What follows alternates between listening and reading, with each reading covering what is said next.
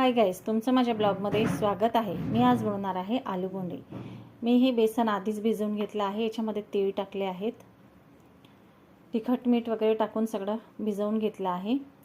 आणि आलू मी मॅश करून त्याच्यामध्ये मसाले टाकले, तिखट, हळद, मीठ चवीनुसार आणि धणे पावडर, सांबार आणि गोड निमचा पाला। आता आपण हे सगळे एकत्र करून याचे बाउल्स तयार करू। आणि हे ब्रेड घेतला आहे, तो मी बारीक केला आहे। बघा गाइस, आता मी हे पूर्ण एकत्र मिक्स करून घेतले आहेत। आता आपण याचे छोटे छोटे बाउल्स तयार करून घेऊ।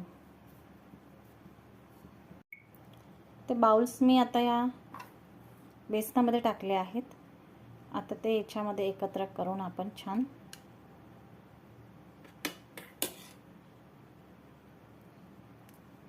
बघा गाइस, ब्रेड मध्ये टाकूया।